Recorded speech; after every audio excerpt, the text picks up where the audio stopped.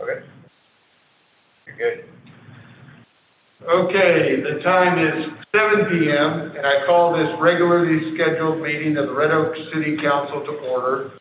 Let it be known that we do have a quorum. We have all councilmen present except for Councilman Wilson. Let it be known that notices have been duly posted in accordance to the Texas Government Code, Section 551, and we're here to conduct business for the city. We are doing this both in person and by Zoom.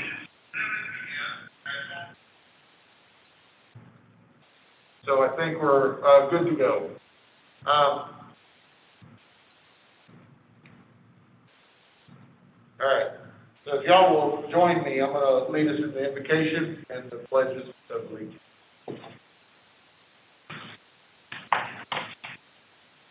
You'll bow with me. Heavenly Father, wow, lots of things go on in each other's lives. Only you know the final outcome for all those issues that might be ahead of us.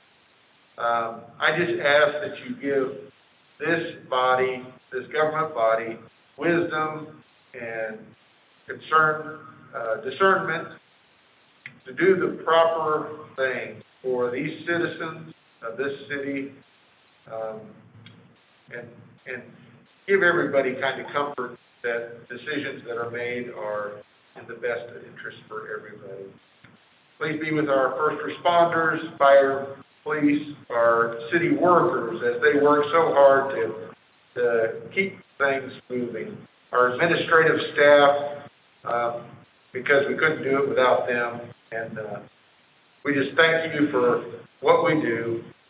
Please forgive us where we fail you, and thank you for the wonderful weather that you give us. Amen. I pledge allegiance to the flag of the United States of America and to the republic for which it stands, one nation, under God, indivisible, with liberty and justice for all.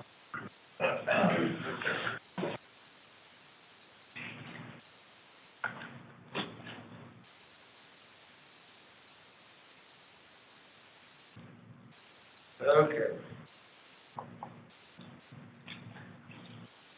I've got a couple of proclamations that I'm going to be able to read into it.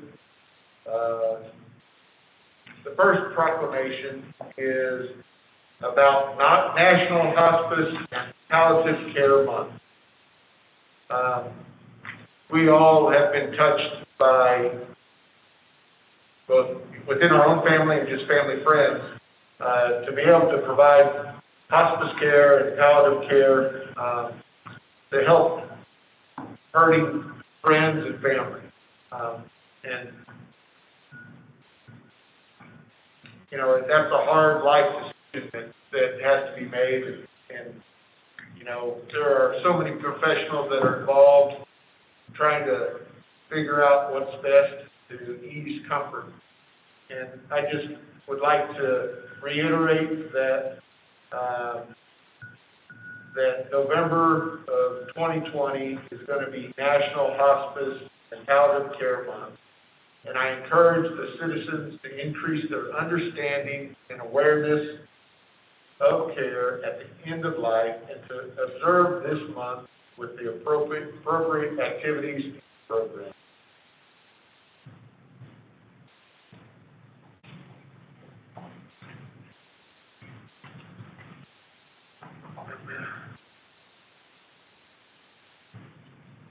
And the second proclamation, and I'm going to read this directly, and I'm going to take this off. I'm sorry. So bear with me. So, whereas, on behalf of the City of Red Oak, I wish to extend our sincere condolences over the passing of Dana Argumendes. And whereas Dana's death leaves our community with deep feelings of sorrow for the loss of such an honored and respected public servant and citizen, and whereas Dana's public service was was given with such devotion that she earned the respect and admiration and friendship of the citizens of our community, as well as her colleagues throughout her professional leadership and dedication. And whereas Dana served in numerous capacities throughout her career as city secretary, including as a member of the Texas Municipal Clerks Association, where she earned the designation of Texas Registered Municipal Clerk in 2015, and whereas a member of the Yellow Rose of Texas chapter of the Texas Municipal Clerks Association, serving as vice president, historian, and serving on various committees over the years. And Dana was honored as the City of Red Oak Employee of the Year in 2008 and recognized for 15 years of dedicated service with the City of Red Oak in 2019. And whereas Dana was loved by many and will be missed most especially by her mother, Mary Gail Woodridge, her husband, Frank, daughter, Danielle Emmett, son-in-law, Joe Emmett, grandchildren, Alexa, Gage, Jackson, as well as numerous family members. Now, therefore, on behalf of the entire City Council, I, Mark L. Stanfield, Mayor of the City of Red Oak, do hereby proclaim Saturday, November 14th, 2020, as tribute to Dana Argumenez Day in the City of Red Oak, and in recognition of Dana's contribution to our community and its citizens, we hereby express our deep appreciation for her service to our community and extend to her family our sincere sympathy upon her passing. I proclaim that this day, November 9th, 2020.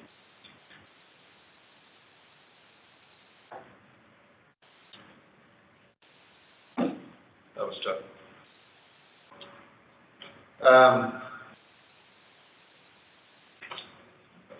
Mr. Phillips? Okay. Well, Mayor and Council, want to take this opportunity to, I'm going to let Gloria jump in here in a second, but we have a new Assistant Finance Director that we wanted to introduce you to. She's actually on the call, and so I'll turn it over to Gloria now.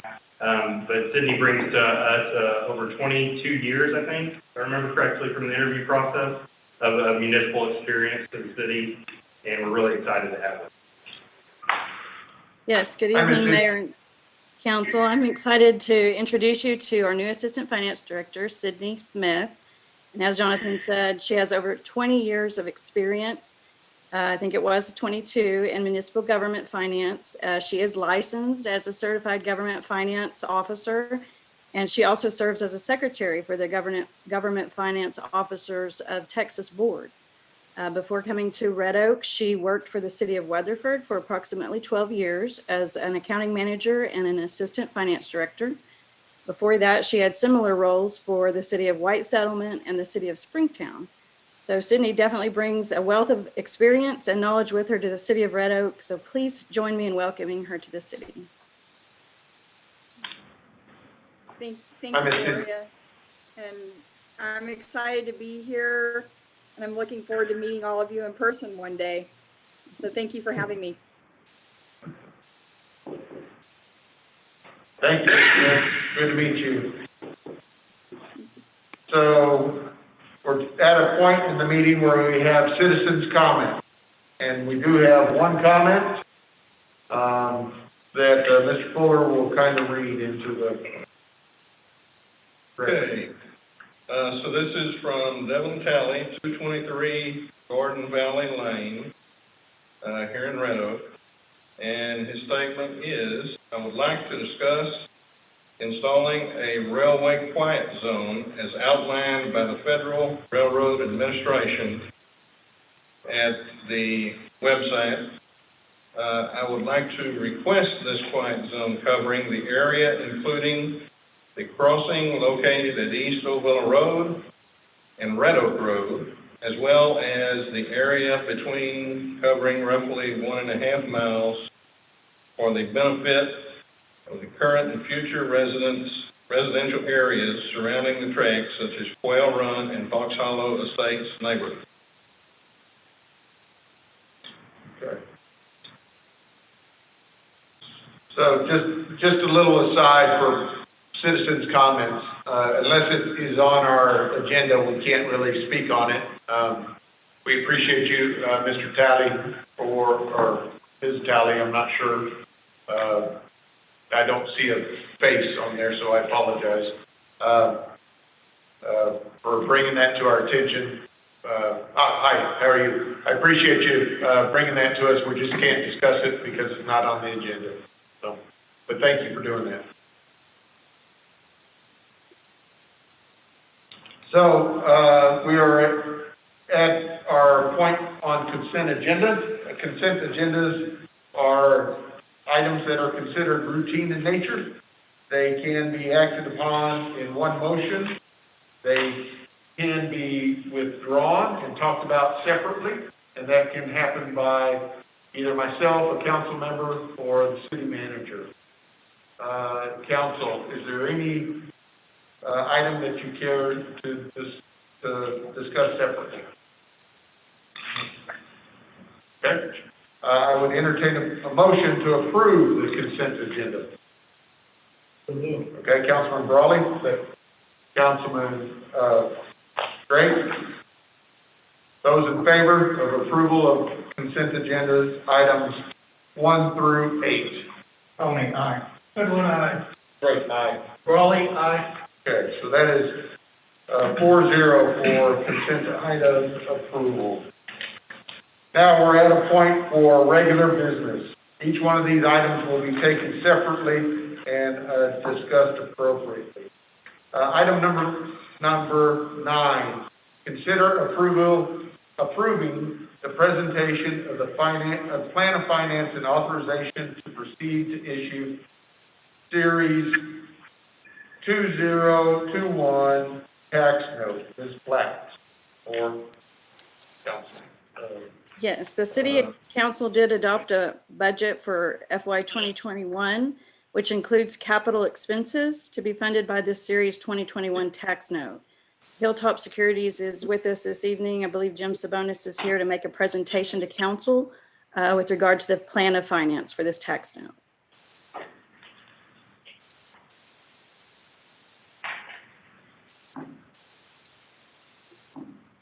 Jim, are you here? Let's see.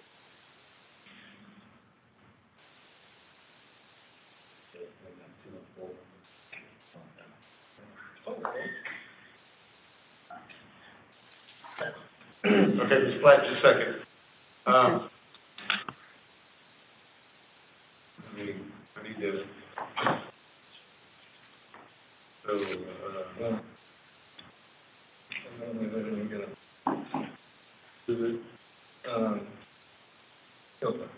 Joe was calling you.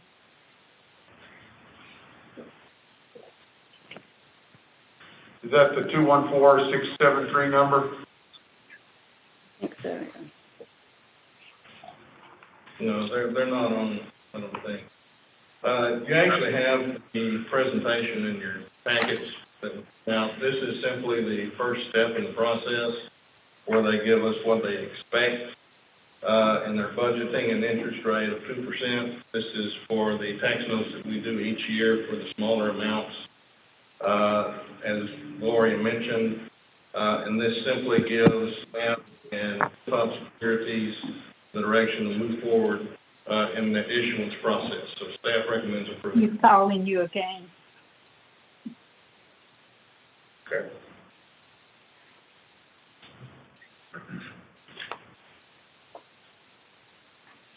Okay, council, I'll entertain a motion to approve the issuance of Series 2021 tax note. Okay, Councilman Drake. Second. Second. Councilman Goodwin. All right, discussions? Not here. Okay. Those in favor of approval of that? Tony, aye. Goodwin, aye. Drake, aye. Raleigh, aye. All right, that passes 4-0. So, I'm gonna go back, so Mr. Talley wants to, know who he can talk about trying to get that on there. Can I send him, can someone, send him a? Yeah. Okay. So, Mr. Talley, if you can just hear us, if you'll just reach out to. We'll reach out to him. Okay. Yeah, but no problem. Okay, we'll reach out to you. I hope you have that. Yep. Okay. All right. Item 10, consider adoption of resolution number 20-065R, declaring intention to reimburse an amount not to exceed $1 million for certain capital expenditures with proceeds from debt and placing a time restriction on the issuance of tax-exempt obligations. So this is related to the previous item because this is the debt proceeds as discussed, tax note series 2021, plan to fund capital expenditures that were approved in the budget. And the approval of this resolution would allow staff to go ahead with the process of purchasing these capital items prior to the issuance of the debt closing with available funds on hand, and then reimburse itself for such purposes with these bond proceeds. And the staff recommends approving this resolution. Okay. Entertain a motion to approve resolution number 20-065R. So moved. Councilman Goodwin, Second. Councilman Tony. Those in favor? Tony, aye. Goodwin, aye. Drake, aye. Raleigh, aye. That passes 4-0. Item 11, consider adoption of resolution number 20-066R of the City Council of the City of Red Oak, Texas, authorizing staff to initiate aesthetic design improvements with TxDOT for the Ovilla Road Bridge over I-35, providing an effective date. Mr. Hartman. Mayor, Council, can everyone see this on their screen? Yes, sir. TxDOT is going to be, as you know, doing the improvements at the 35 bridge, or the Ovilla Bridge crossing I-35. And so, I was speaking with them previously about the bridge crossing at 342, and they had mentioned that we had contacted them for anything on the SPUI. And so I set up a meeting and we talked, and so it was way too late in the design phase to do much more than what we've discussed, but I think what we discussed gets us a nicer looking bridge without a ton of cost associated with it. So as you can see here, this is Ovilla Road going over the top of 35, which is running left to right on your page.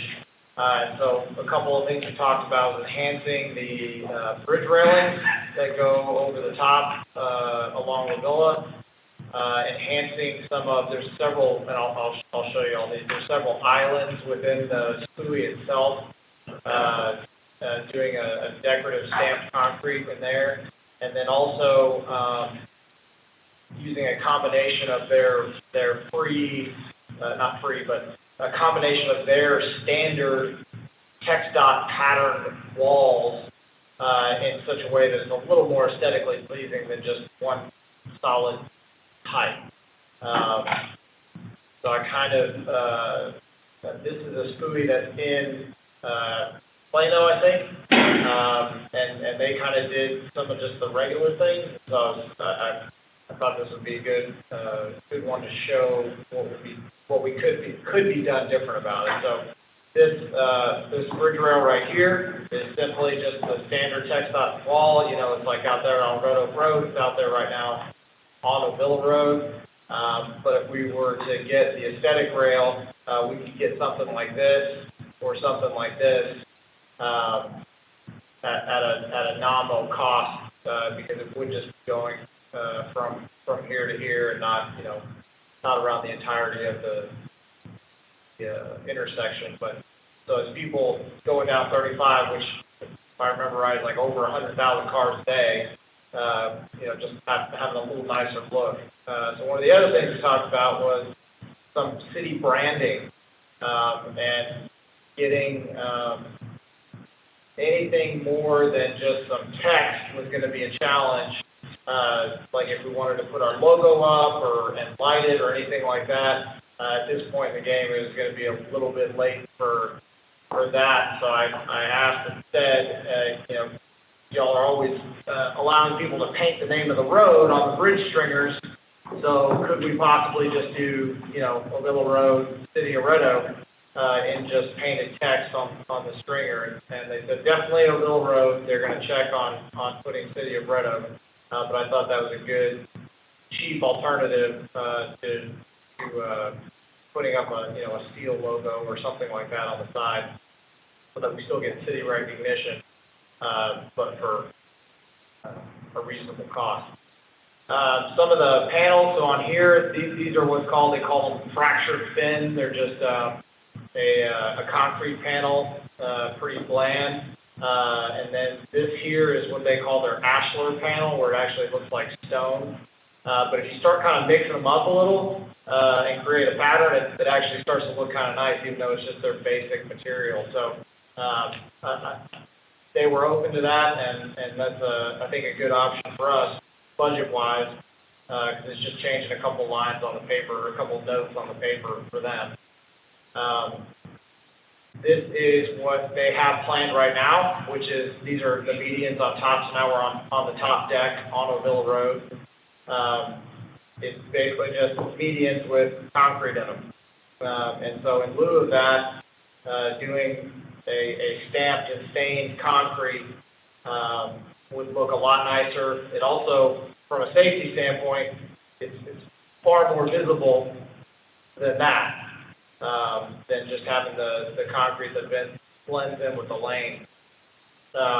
So in doing all that, I talked a little bit about the numbers with them, and they gave me some of their recent bids from other jobs, and it would come out to less than $100,000. So I think that's a good investment. And I say less than $100,000. I would say significantly less, but I don't know what other charges they may want to incur. So what we'd be approving tonight is basically just allowing me to get in there and negotiate with TxDOT and get these things added to the plans. And then when they actually give me a number, I'd be bringing back a resolution with an actual number and an agreement with TxDOT for that number to go ahead. But if you guys weren't even interested in doing anything, I wouldn't want to spend all the time and headache with TxDOT trying to get it done. So that's all it is really. What we're approving tonight is just telling me that, yes, we'd like some aesthetic improvements and go forward and try to get what we can. So is that also going to extend to Loop 9? No, this is totally separate from Loop 9. So this one, the SPUI's going to let for bids in November. Right now is what their current. But aren't they going to do both of them at the same time? That's not what I've been told. They have said that in the past. I don't know whether it's still the same schedule. So, in my recent conversations with them, that was not brought up. And what they're doing at Loop 9 will not be the ultimate interchange. right, it'll just be the crossover bridge. It'll just be Or underneath. Yeah. Right. Well, as long as we keep the consistency and have that opportunity, so put that back in their report saying, don't let us miss the design phase, since that's the northern extent of our city limits. Right. Okay, so, And this might also be something that EDC would participate in from a cost standpoint, because it is marketing the city right at the gateway. So, yeah, we haven't showed it to them yet, but this is one of the kinds of things that I know that they've been hoping to be able to do. So, I would also make sure that however out there in front of the Oaks, you know, I think they have that same fake stone looking pattern where people have been painting under the bridge and stuff like that. It'd be nice if we could go out there and take care of that. At least it flows into that also. That's our southern border aspect, but, let's discuss this and then we'll entertain the motion. Problems with it? I think it's worthwhile that we try to do some type of improvements out there, not just build it. Yeah, I agree. I totally agree. All right, well then let's give them authority to do that, to make that motion. To approve, resolution number 20-066R. All right, Councilman Tony? Second. Councilman Drake? Those in favor? Tony, aye. Susan, aye. Drake, aye. Raleigh, aye. Okay, so that's 4-0. And, Good. Oh, I apologize, That's okay, I I think the same kind of treatment at home. You're loved, you're loved. A little late, I even called in the place. And Councilman Wilson. That, gives it 5-0. Councilman Wilson did attend at 7:18. All right, so that's 5-0.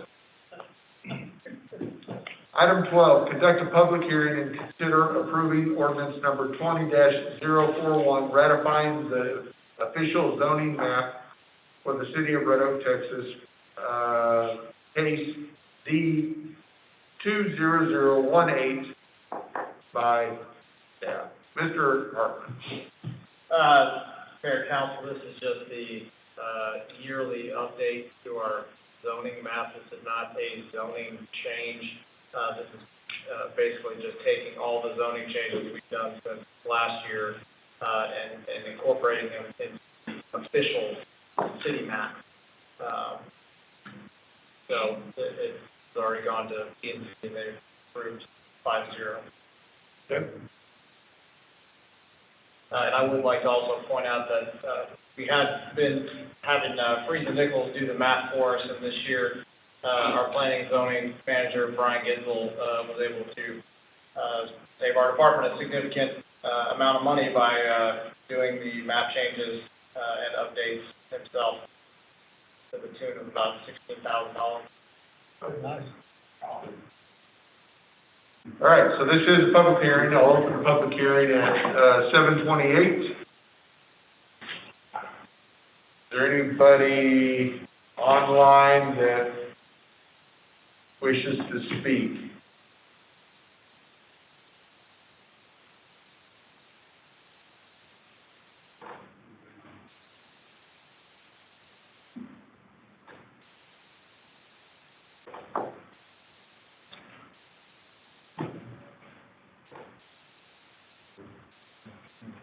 All right.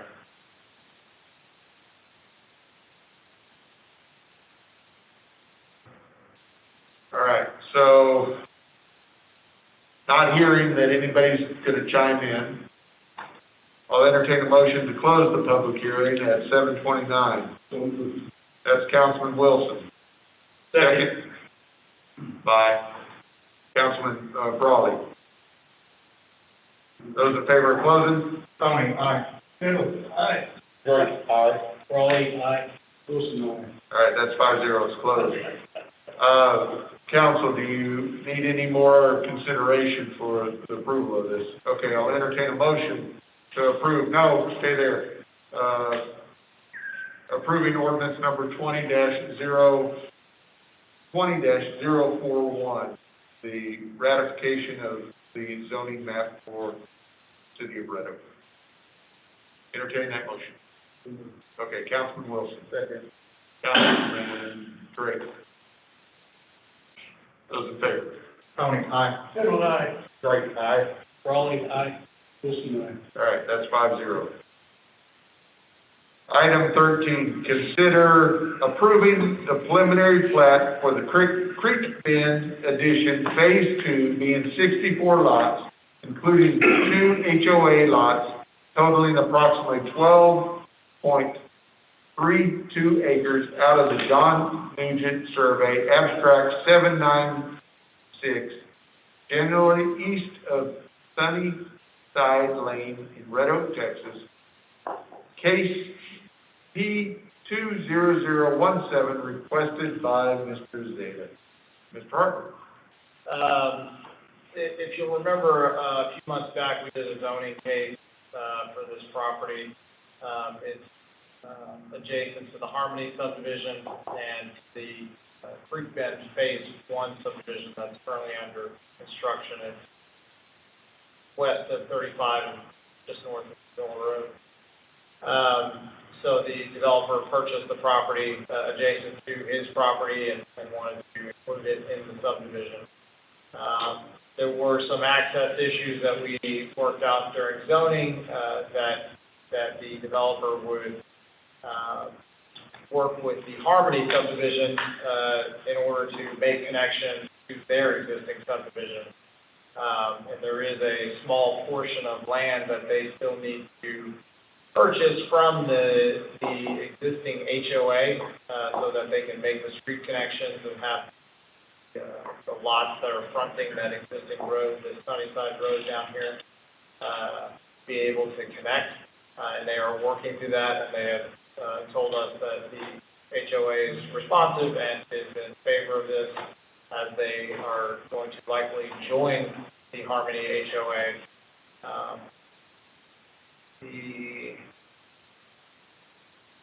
That would just be those bottom lots? Yeah, this is the existing Harmony right here, this road. And so to make this layout function as efficiently as possible, we suggested that they work with this HOA to have these lots front the existing road. So they'll make better use of the land, as well as, it ended up making the overall layout work better. They will need to tie into something, they'll do some existing repairs on the street. They'll have to tie in to some existing utilities, but it's all there and available. We did tell them that we wouldn't process any kind of final plat until they've actually purchased that land and own it outright, just to ensure that we're not final platting something. Remember, preliminary plat is merely a planning document that is required by our subdivision ordinance, so it doesn't really give them the right to do anything. So they're well aware that they need to purchase that land from Jason HOA and work out those issues prior to us doing any final platting, which would to them actually being able to construct. But all of the lot sizes and layouts all was generally worked out at the time of zoning. And it all adheres to that zoning. If you'll remember this, there's a kind of a creek that runs down this way and a creek that runs down this way. And so we had them showing that as an HOA lot that will have a trail in it, like a walking trail that'll connect over to this walking trail that's in the Harmony HOA already.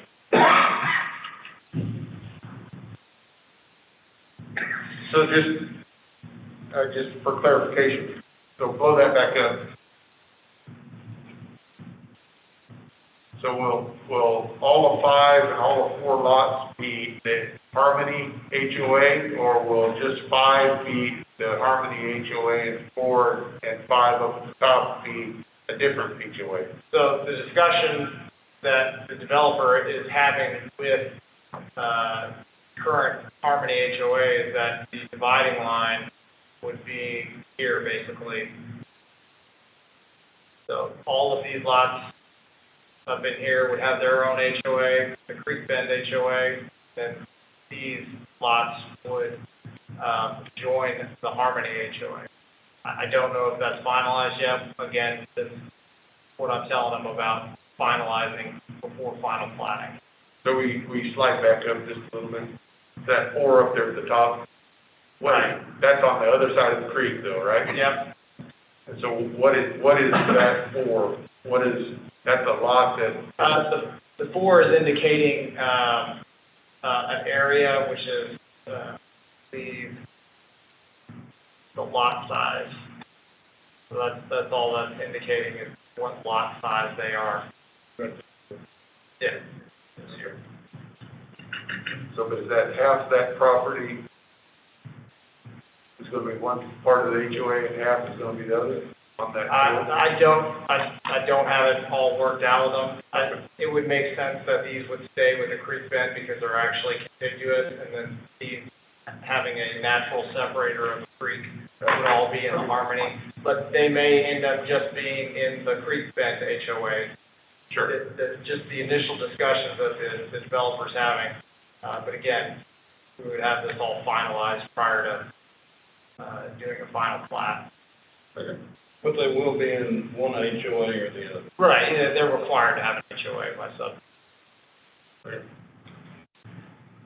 So, I'll consider, approval of the preliminary plat for Creek Bend Addition Phase 2, 64 lots. Entertain that motion. So moved. Councilman Tony. Second. Councilman Drake. Those in favor? Tony, aye. Everyone aye. Drake, aye. Raleigh, aye. 5-0. Thank you, gentlemen. Item 14, consider adoption of resolution number 20-058R, approving a development agreement between the city of Red Oak and Properties LLC to allow for the creation of a public improvement district, a PID, for the Oaks Residential Subdivision Development, being approximately 211 acres, generally located south of Stevenson Road and west of I-35, the city of Red Oak, Texas. Mr. Hartman. All right, so we talked briefly at zoning about this, that the developer was possibly wanting to, create a PID, so we wrote into the zoning that they would, be able to, apply to ask for a PID, to fund their development, PID being a public improvement district, PID. So they have now since then submitted a request for a PID, grab the actual terminology.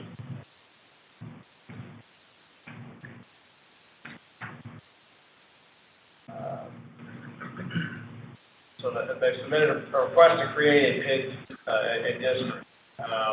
So the district would entail their entire development as well as some offsite. So the way a public improvement district works is that the city will issue a bond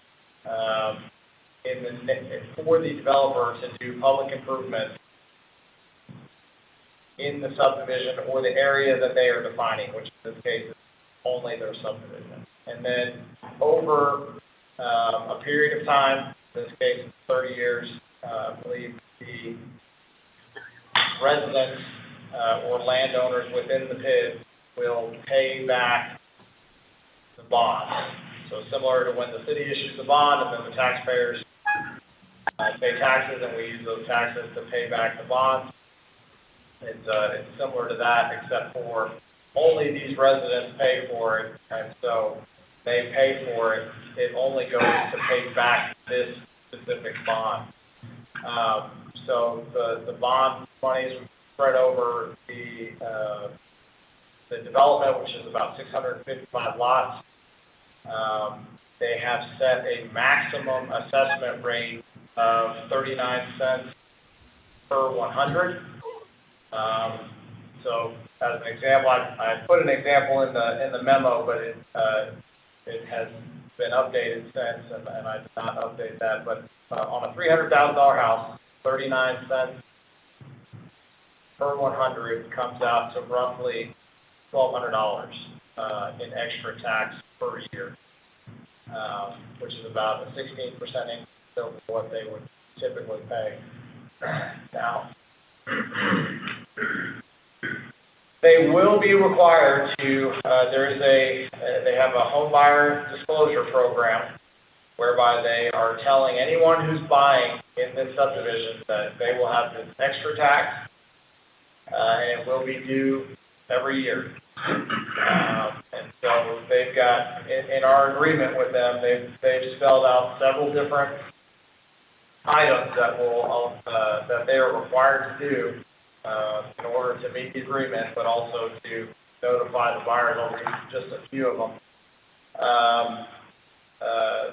They'll require all the builders to add in their contract with any home buyer that they are in a PID improvement district, so that when the buyer actually comes in to purchase the property, before they can go under contract, they'll have to read and sign a document that says, we understand we're going to be in a PID and have additional taxes due every year. And they'll be required to collect that addendum and turn it into the PID administrator, as well as record it at the county, so that it's not only known that the PID administrator will not only know that they have it, but anyone who researches deed records on the property, that PID knows will pop up.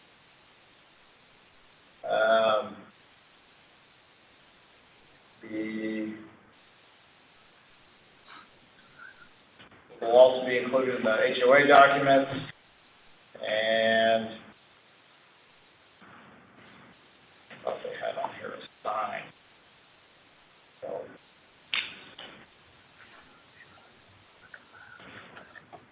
yeah, require signage indicating the property for sale is located in a special assessment district to be placed in all the model homes. So if anybody comes into the model home looking, there'll be a sign in a conspicuous location that will alert them that it's in a PID district. Going through some of the improvements, the total bond that they're asking for is $11.5 million. And that is to fund a lot of off-site work. So this is Oaks Boulevard adjacent to the church. And so they're wanting to go ahead and build the full section of this, 4 lanes, along with the utilities, water and sewer, to get it out to get access from 35. So this off-site portion is a big portion of the funding. That may also include some frontage road work along 35 too, though. Right, if there's any, well, it's already connected, so there wouldn't be any frontage work. There's sewer that will have to be done, but I don't know that there's any, because the connection has already been done, so unless it is required a turn lane or something, I didn't see that in any of their exhibits. It'll also fund some of the majority of the on-site infrastructure. The first phase that they're going to do, this is the Oaks Boulevard that goes in the middle of the subdivision, and here's what we were just looking at, that point right there. Is this point here. So off-site and then on-site. And then it also funds all the internal streets.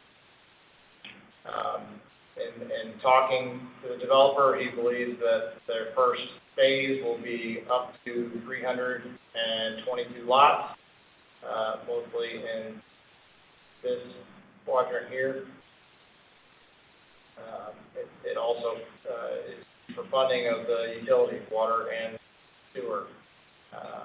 One of the other off-site improvements is Stevenson Road. If anyone's been down there, it's pretty deteriorated, mostly even just down to gravel at some points. But what they would be doing is installing 24-foot concrete and two-lane, 24-foot wide concrete from 35 all the way to the development,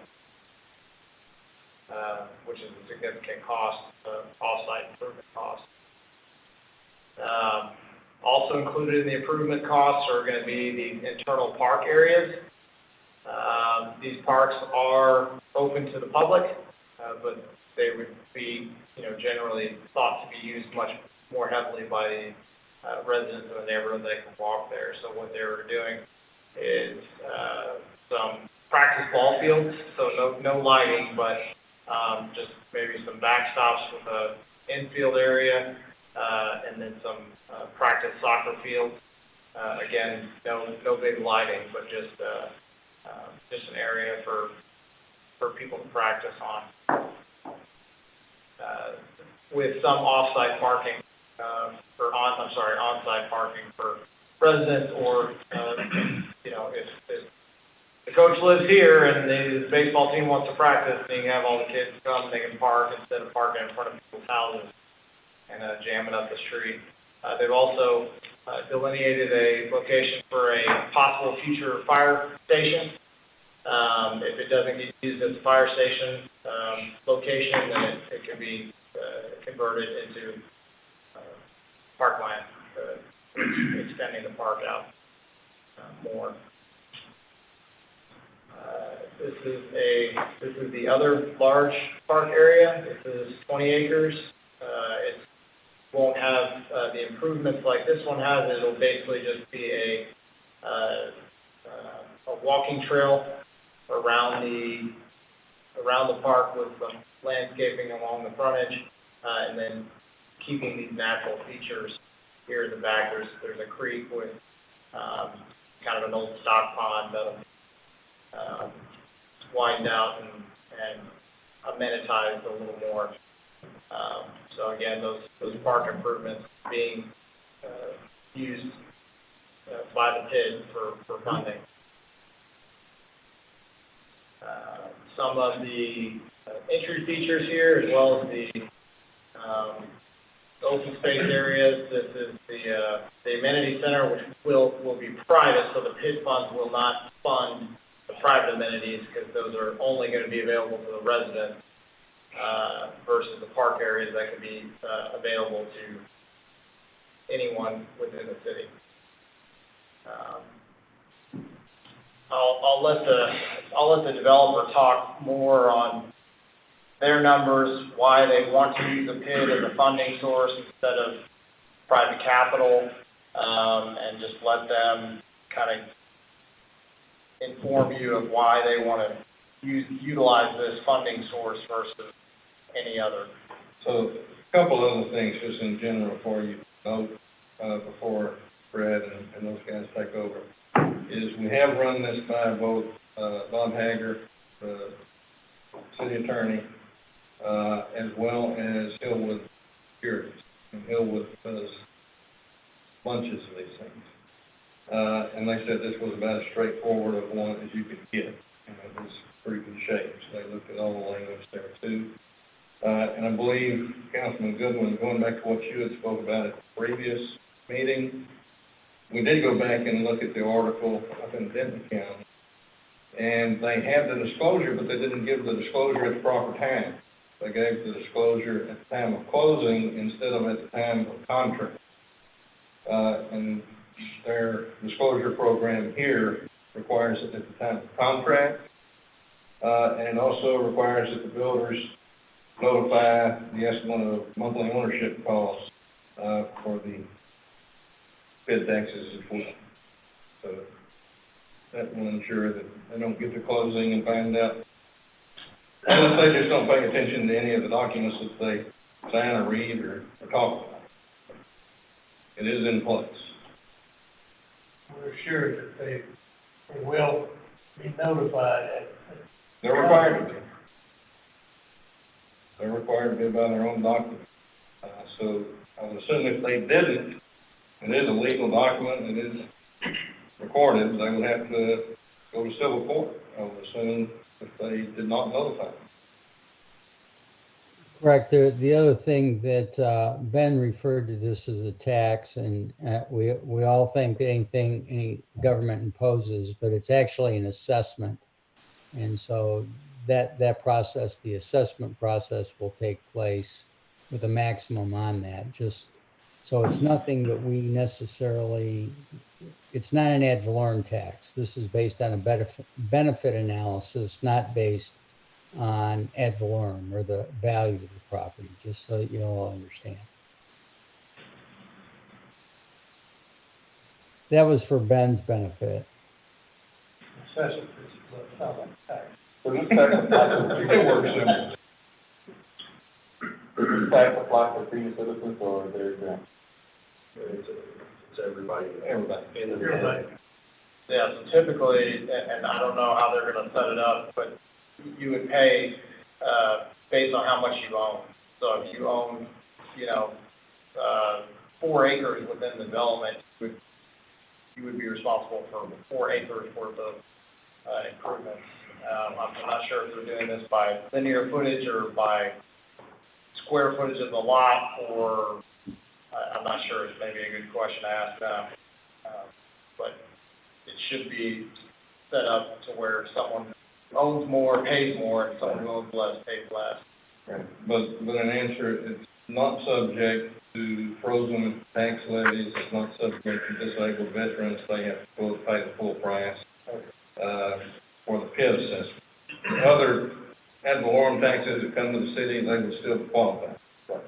Who pays the principal and interest on this thing until it's settled? Developers.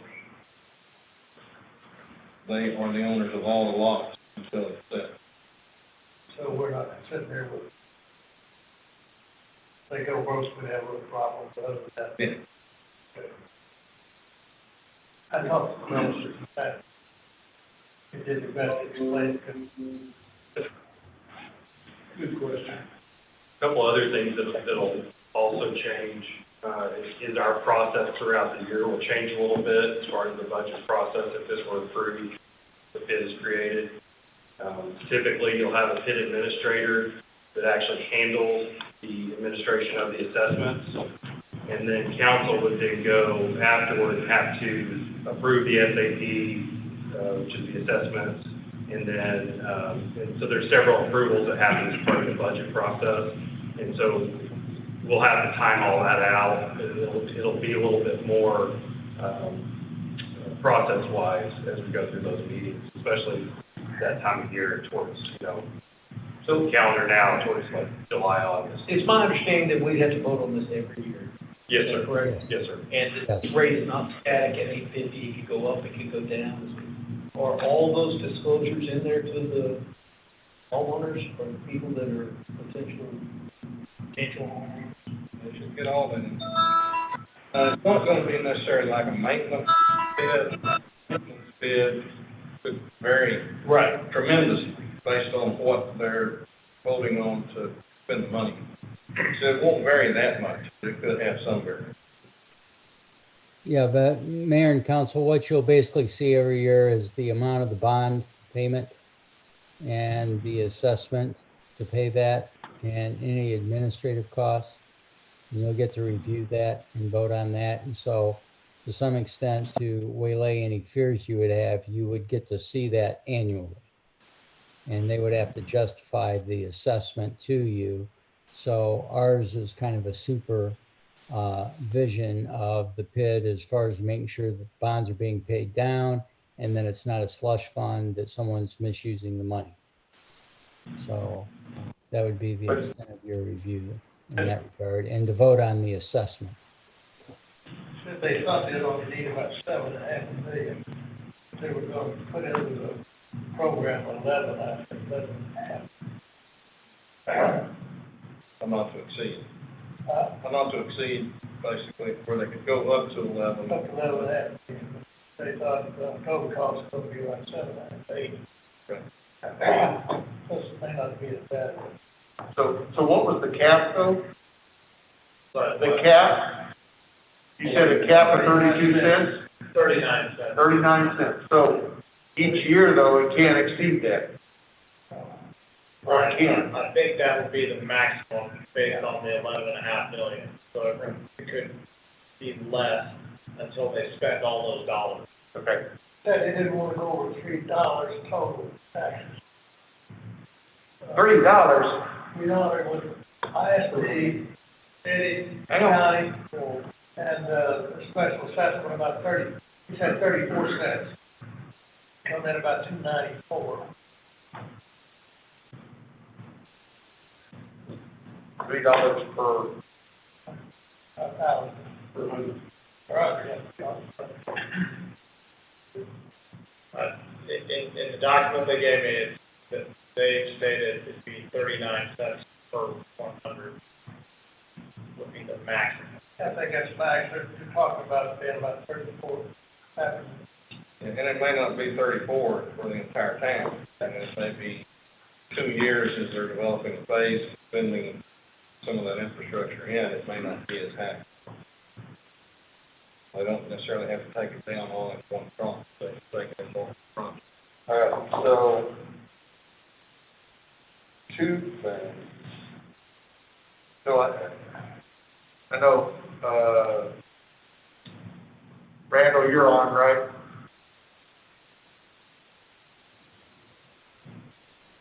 Randall, are you there? I am on now. Okay. I'm here.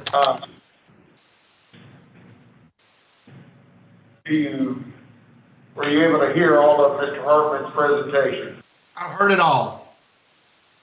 Okay. Is there anything you want to add to that? Well, I'll let Fred do some adding. I think the one thing that was misstated in there, and I'll let Fred speak to that, they're not using, the funds are mainly to build the Oaks Boulevard to and through the property, Stevenson Road, the two parks, and including all that, and off-site utilities. None of the pods themselves, they're going to use the funds for the internal streets. They're funding those out of private development. It's all the big infrastructure items, that are really for the city's benefit as a whole that are being used in this PID. So the on-site development for each pod for the homeowner, the developer is actually paying that out of private development funds and paying back through lot sales. Is that correct, Fred? That is correct. The lots themselves are being developed with private money that we will raise through equity and a bank loan on a phase by phase basis. The major infrastructure, particularly the off-site infrastructure, that's what the PID's covering, and the parks. The two parks, those two parks will run close to $1.9 million, totally built out. So, and that's funded by the PID. But the biggest chunk of this in the first phase, besides the parks, is the area from the church to our property boundary, along the church and the Littles property. That, all those lanes of road, water, sewer.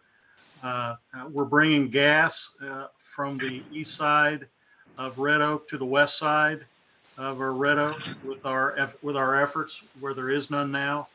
And the development costs of this tract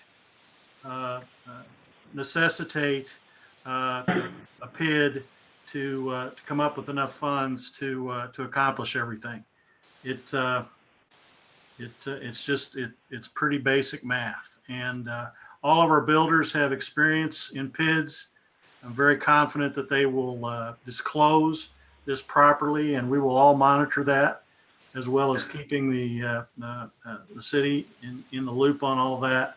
So I think we're going to have the nicest new home development in Red Oak, and that the small amount of PID tax will not be any kind of a marketing negative in any way, shape, or form. And I think the neighborhood itself, fully developed with the parks, and both the private and the public parks and amenities in the deal, will sell very well. And the builders are certainly firm believers in that. Thank you, Mr. Phillips. So I want to make sure, so this is Rocket Water though, right? So, in a sense, will there be subsection PID? So each lot owner is paying for their section basically out in front of them? And all the infrastructure from I-35 to there? No, so if I live on a cul-de-sac somewhere inside that development, I'm still paying my taxes for the infrastructure on my cul-de-sac. But for the Oaks Boulevard and Stevenson Road and the offsite stuff, that's what I'm paying the PID assessment for. Okay. That's correct. So they're not using that PID for their own road development? That's right. No, sir. Okay.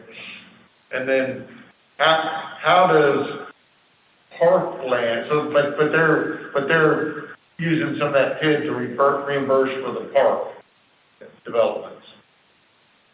Yes. Is that correct? That is correct. For the public parks. The public parks, right.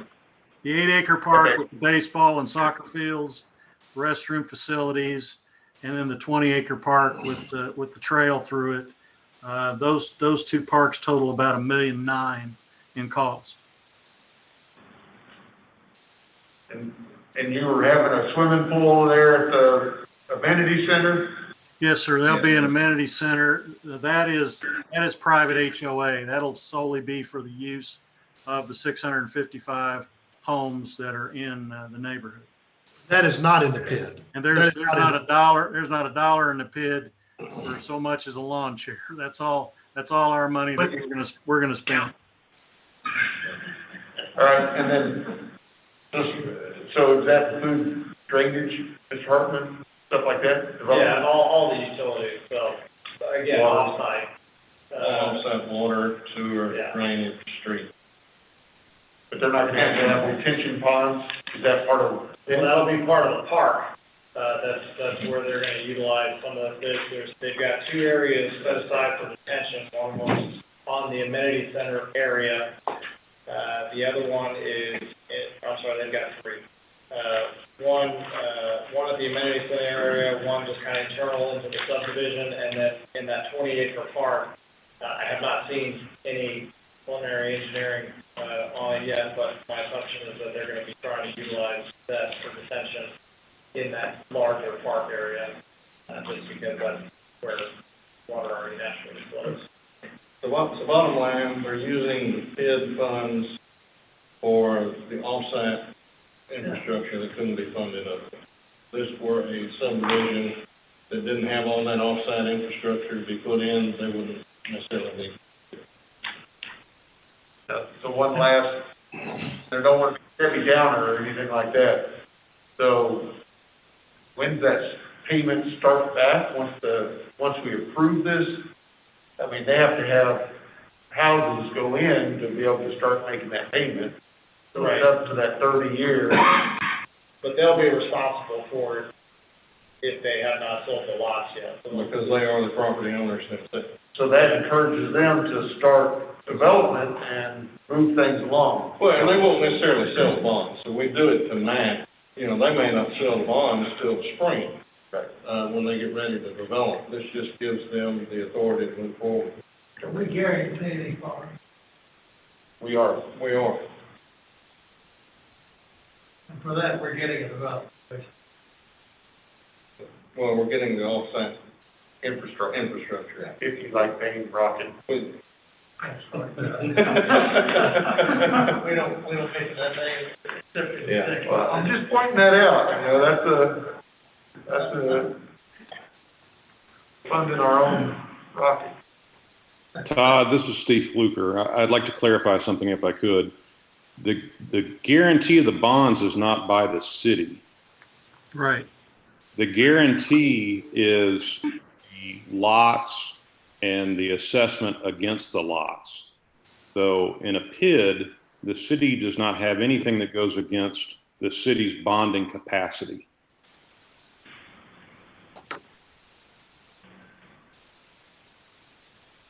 But Steve, does the city have, if it's not paid, who has the authority to, lien the property?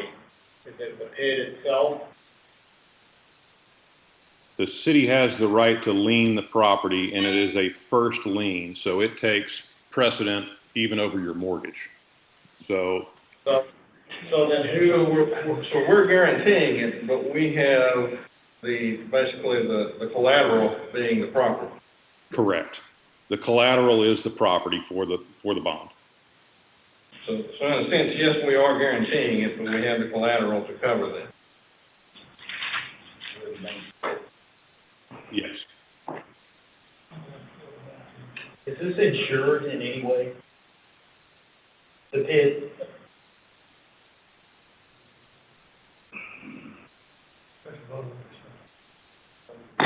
I guess it would have bonding insurance, but I don't know that they would have any additional.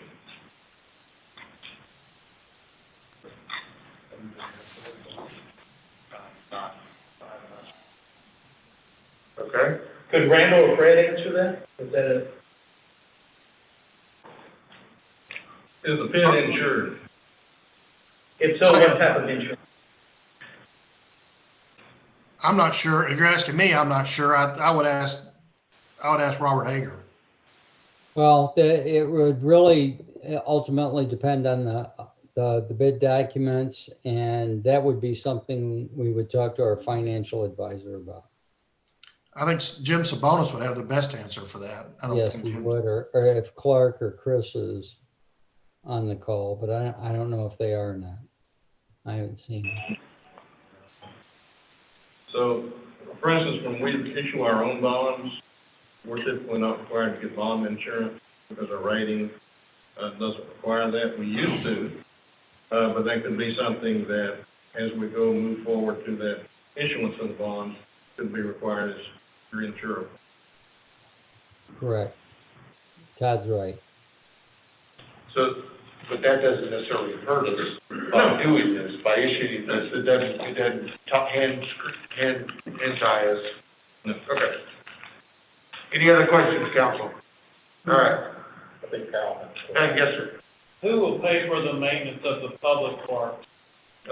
We will. It will become city parks. The private amenities, the screening wall, all the landscape along the oak, that's all HOA. Yep. I froze. Okay. All right, let's entertain a motion to approve resolution number 20-058R. So moved. Councilman Goodwin. Second. Councilman Drake. Those in favor? Tony, aye. Goodwin, aye. Drake, aye. Raleigh, no. Wilson, Okay. So that is a 3-2 decision. It passes.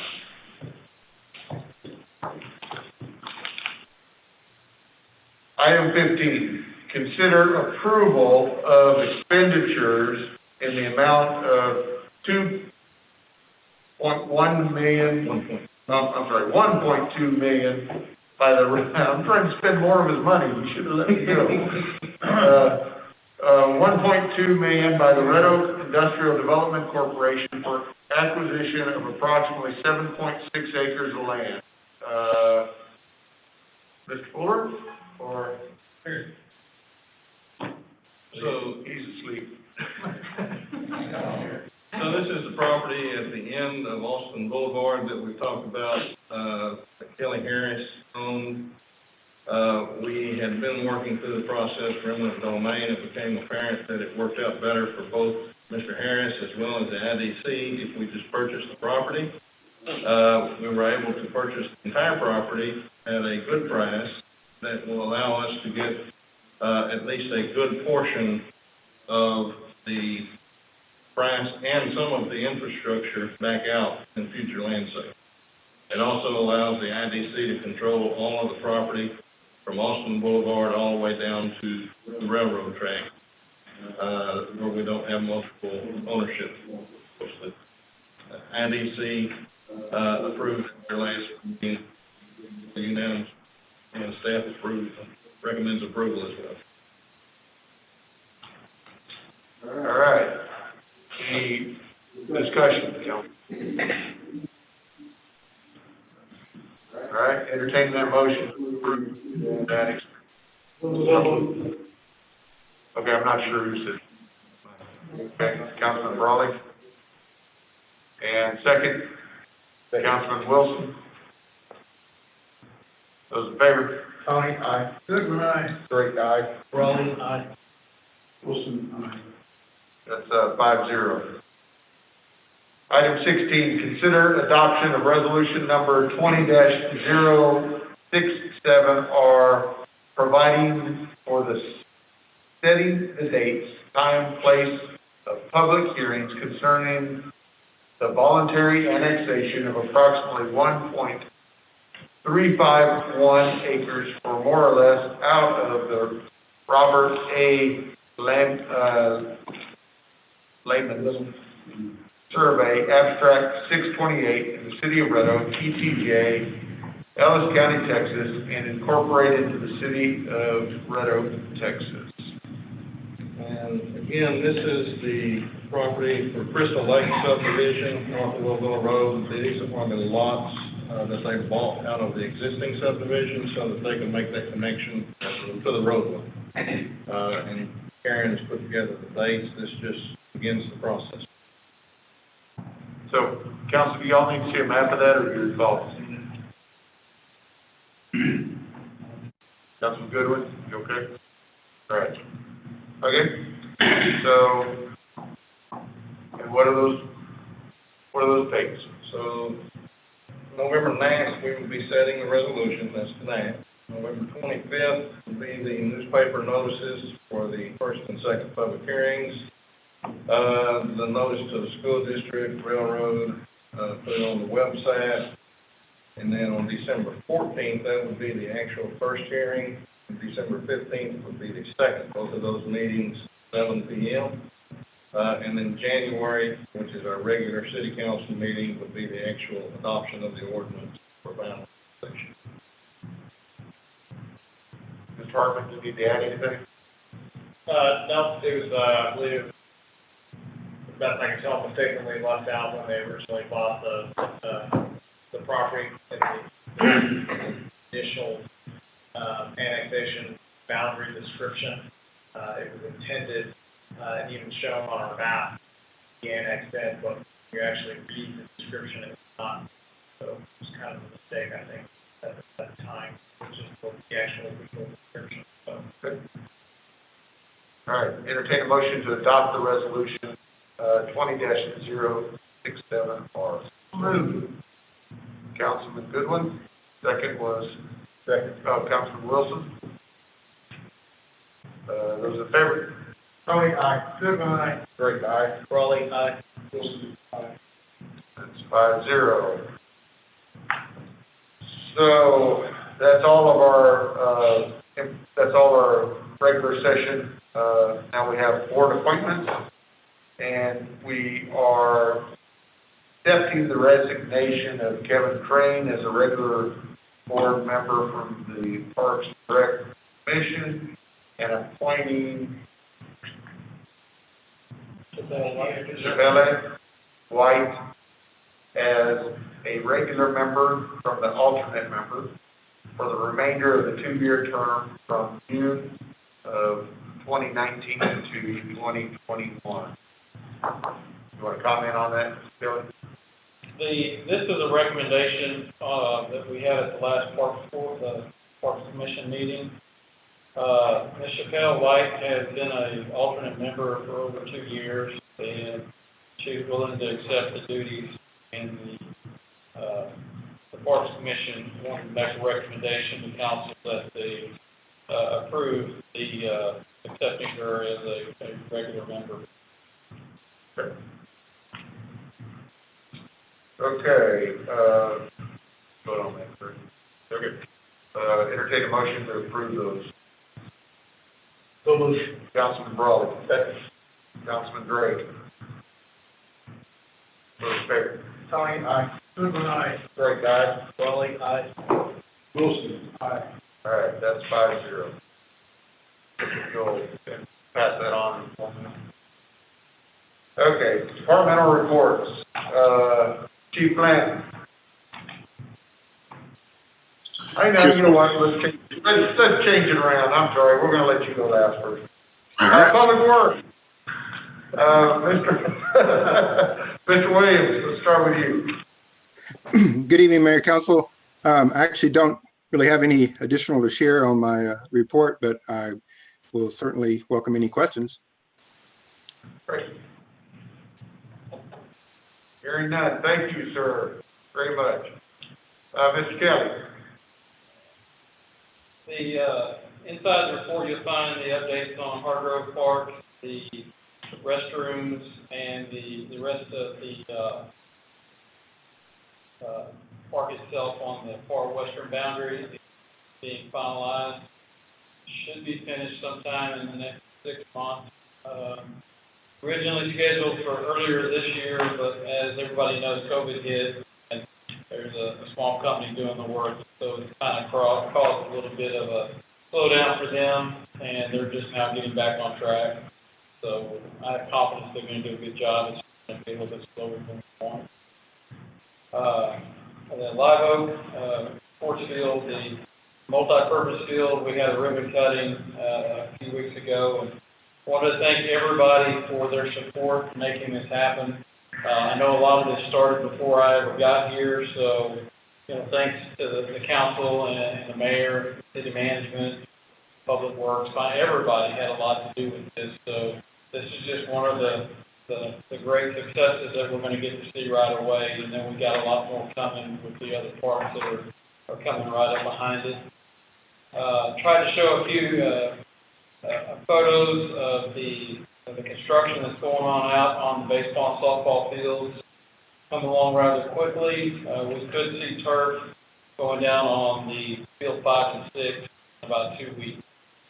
So they're moving rapidly, and tonight we got the easement approved, so that way we can start putting in the conduit, and we'll set the electrical. Yes, sir. Good. Then the final thing is, on Friday, December the 11th, we have a neighborhood fishing program that we've been able to become a part of. I talked about it a little bit last month, but there will be 1,500 trout that will be stocked that week, and fishing should be really good starting that Friday. So we don't know exactly when the fish will be put in, but typically 2 to 3 days for them to settle down before they'll start actually feeding. And so sometime that week they'll drop the fish off. So by Friday, we've been telling everybody it'd be a great time to come out to the municipal pond and do a little bit of fishing. It's one of those things that I'm pretty excited about. I've only been a part of this one other place that I've ever been, and it's a great thing for the kids in the community because the fish are really easy to catch, and it's a good time for a lot of people. So. Kids, a big black bass. But no kayak. No kayak. No kayak, so. Does anybody have any questions on the construction or anything that's going on right now in the park? Just the feedback, and Councilman Tony, thanks for being there, and the other councilmen to be able to do that. That feedback from community about the football, the all-purpose, multi-purpose stadium is great. Mr. Ragsdale.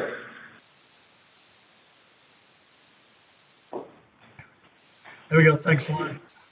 I don't have really anything to add unless the city council had any questions. Good. All right. Thank you, sir. Thank you. Mr. Benford. We have finished our new secure desktop server that we'll use for all of our people that are having to work from home and a remote desktop into their PCs. It'll be a little more secure than what we're doing today. The only other project, we built a new FTP server, which will collects all the video from all the lift stations. Public Works has been installing cameras at each one of their lift stations to help help with security, and so all those videos will be sent to the FTP server so they can review them if they need to. That's the major stuff for this month. Ms. Black? Yes, I just wanted to bring out this first month of the fiscal year. We're in an interim period where we're still accruing some revenues back to last year. We have not received our collection this month yet for sales tax. However, the October payment brought us to 99.8% of our fiscal year 2020 budget. And our year-to-date collections are currently 17.75% over the year-to-date in last year. And then additionally, I just wanted to bring out an additional project that we were wrapping up in October was the submission of the Coronavirus Relief Act funding. That project total was $723,415, and we have now submitted all of our requests for reimbursement. And if y'all have any other questions, I'd be happy to answer them.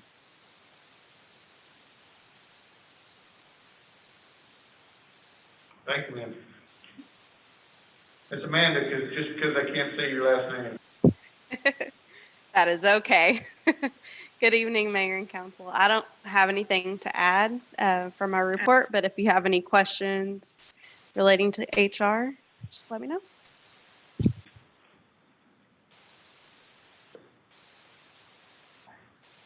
Mayor, can I jump in? One thing I did want to announce, and I sent an email out earlier this week or end of last week. Days are running together. We did go through a competitive recruitment process for the communications and marketing manager. I think we had over 75 applicants, and we did several rounds of interviews. And I'm happy to report that we've got Alexa Beasley starting on Monday, the 16th, coming up. She's coming to us from the city of Forney, where she was there for about 8 years, I believe. I think she's going to bring a lot to the table. She's got some good experience in other departments as well, Parks and Recreation, special events, as well as very creative. We had some exercises and some presentations and things done. Extremely creative, very good with marketing pieces and visual pieces. So we'll have her attend either on Zoom or in person next meeting so that you all can meet her. She'll office here out of City Hall, and we look forward to having her on board. Thank you. Mr. Hartman? I don't have much to add to the report. I just did want to inform you, though, we just today released the last phase of the Harmony subdivision for permitting. So that subdivision will be wrapping up, and the developer of that will be on to their next one called Sutler Woods, which is right next door. But I think, when did that subdivision start? 2002 or 4? Or I think it's 2004, so it's been 16-year development out there. And they call us, said they're ready to submit permits. There's only 60 lots in that phase, and they have 27 ready to submit. So it'll be done pretty quick from a actual housing standpoint as well. You may have done this already. Make sure that we get the escrow amount. Yeah, sorry, guys. Good. Thank you, Mr. Hartman. Chief Wolf? Mayor, Council, I really don't have anything to add to the report unless you have questions.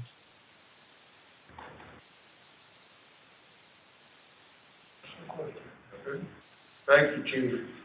Chief Bland, not to skirt you anyway, but thank you. Yes, sir. Thank you for actually giving me a little more time. I'd just gotten the numbers in from Ellis County on the COVID numbers, so that allowed me a few seconds to get those last minute calculations in there. So I appreciate that. Update on COVID. We are obviously seeing a significant increase. Just to give you a few facts, in the United States in the last week, we've seen over 730,000 new cases in 1 week. Another 6,600 deaths. In Texas, we've seen over 53,000 cases.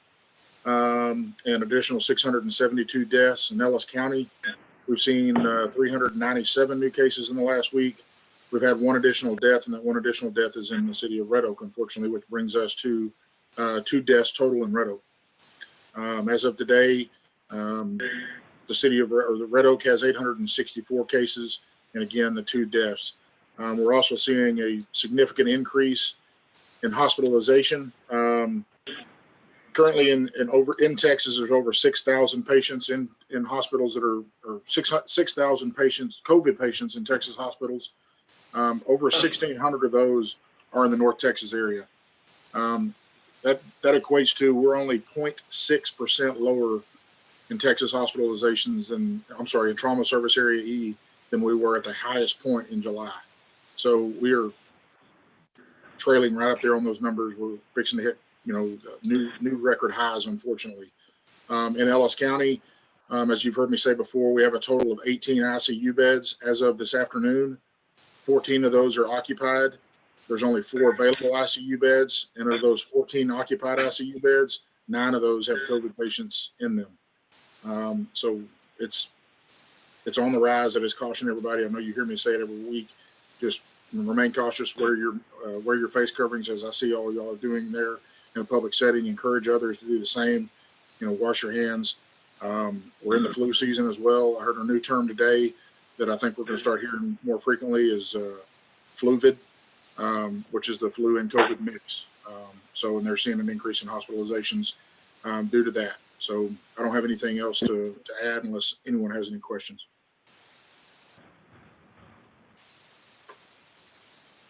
Thank you, Chief. One of these Okay. days, I'm not going to be the bearer of bad news. I just want to say thank you. Also, Chief attended a program with me over at Bombardier. They received a national recognition for apprenticeship award, and it was limited access, so probably didn't get that. But it should be in the media, so you can watch for that. But that was between TSTC and Bombardier. Okay, so the time is 8:27, and we will go into executive session pursuant to Texas Government Code Section 551.071, 551.087, 551.072,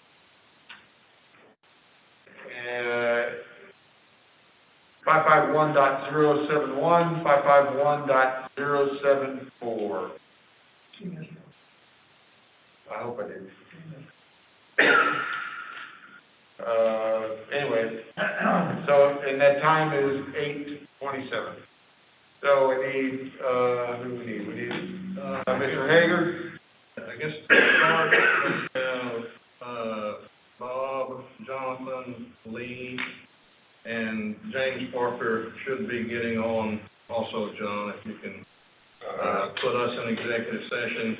Then we'll come back, after we're done with that, and we'll ask Karen back. Okay.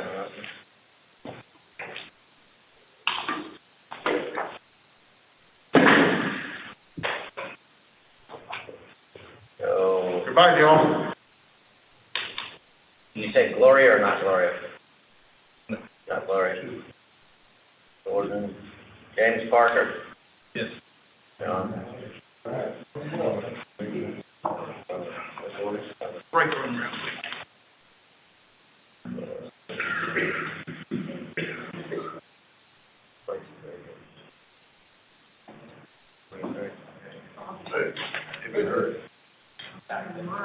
Yeah.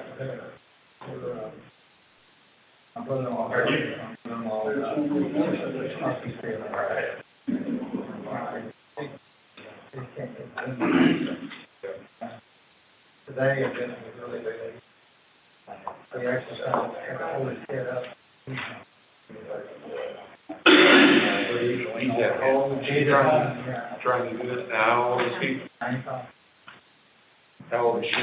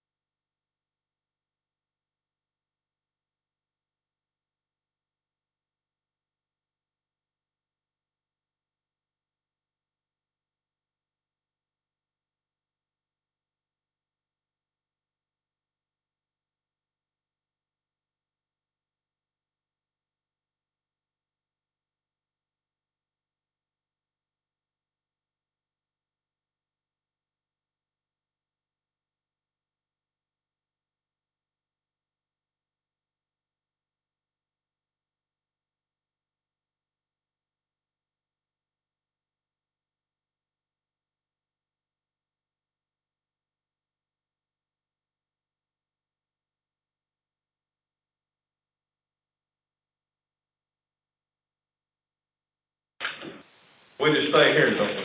No.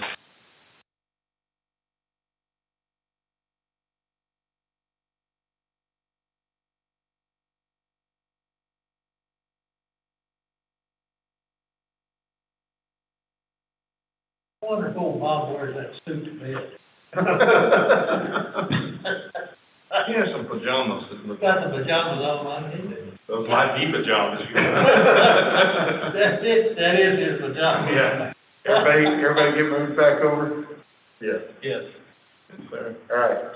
So the time is, 9:52 PM, and we will reconvene back in, open session. And we do have some action to take. And, Mr. Hager, if you would, read the motion for us. Keep muted. You're You're muted. muted. Bob, you're on mute. I thought you'd find it fun to have the lawyer not be able to talk, but anyhow. Go to the executive session and item 23, I'd ask the council to consider the following motion. Motion to appoint Karen Stevens as the interim city secretary for a 60-day period with a 10% increase in her current salary and with the standard and current benefits that she currently receives. Okay, entertain that motion by Councilman Goodwin, by Councilman Drake. Those in favor? Tony, aye. Goodwin, aye. Drake, aye. Raleigh, aye. Wilson, aye. Great, that's 5-0. And I'll entertain a motion at 9:53 PM to go home. Councilman Wilson. Second. Councilman Drake. Those in favor? Tony, aye. Goodwin, aye. Drake, aye. Raleigh, aye. Wilson, aye. Hey, 5-0. Thank you, Bob. Thank you all. Thank you all, gentlemen.